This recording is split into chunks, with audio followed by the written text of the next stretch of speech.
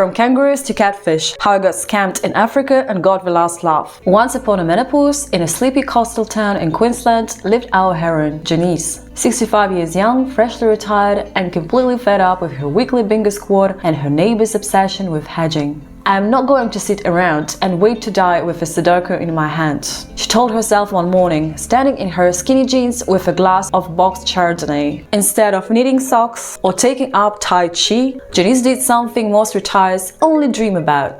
She bought one-way ticket to West Africa. Why? Because someone on Facebook said Ghana sunsets were healing, and that was enough.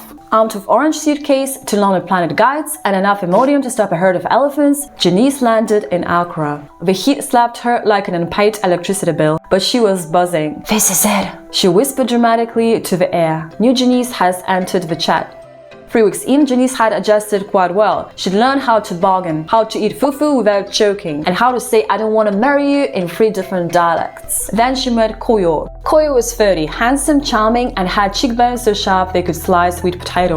He approached her at the market, helped to carry her pineapples, and within 2 hours had convinced Janice to visit his village just to meet his mama. Mama turned out to be an Oscar-worthy actress. She called Janice's daughter, cried tears of joy, and rubbed her feet with shea butter while telling stories about goats and destiny. Within a month, Janice had moved in. She was sleeping in a mud brick hut, learning how to pound cassava, and posting inspirational selfies with captions like "Love knows no age." The villagers called her Nana Janice and made her feel like royalty. Kojo started talking marriage. Janice, high on serotonin and palm wine, agreed. A modest village ceremony was arranged. There was goods, drumming, dancing, and exactly one foreigner, her. 2 weeks post-wedding, things began to unravel faster than a Kmart cardigan. Kojo was suddenly always busy, his affection grew colder, and he started disappearing for days to go to the city to work. Janice's calls were unanswered. Her WhatsApp text got the dreaded blue ticks with no reply. Then came the slip up. A friendly neighbor, tipsy from palm wine, referred to Kojo's first wife. First what? Janice blinked. Oh yes, his wife. With 3 kids, lovely woman. Janice, with the stealth of a ninja and the rage of pensioner, denied a senior discount, launched an investigation. She bribed a teenage boy with a bag of rice to show her Kojo's real Facebook page, where lo and behold he posed with another woman and kids, captioned, "My heart, my family, my life." Janice didn't cry, Janice didn't scream, she plotted. First, she emptied the shared bank account, thankfully open in her name. Then she started making friends with Emmanuel, the local fixer and fellow broken heart survivor. Emmanuel was 68, charmingly grumpy, and had a laugh that sounded like a motorbike refusing to start. They bonded over betrayal and bowel issues. Soon Janice and Emmanuel were inseparable. They drank beer under the stars, shared roasted groundnuts, and laughed about their exes. He taught her how to dance like a real local, badly, and she taught him how to make spaghetti carbonara, badly. Kojo came crawling back eventually, with crocodile tears and a dramatic monologue.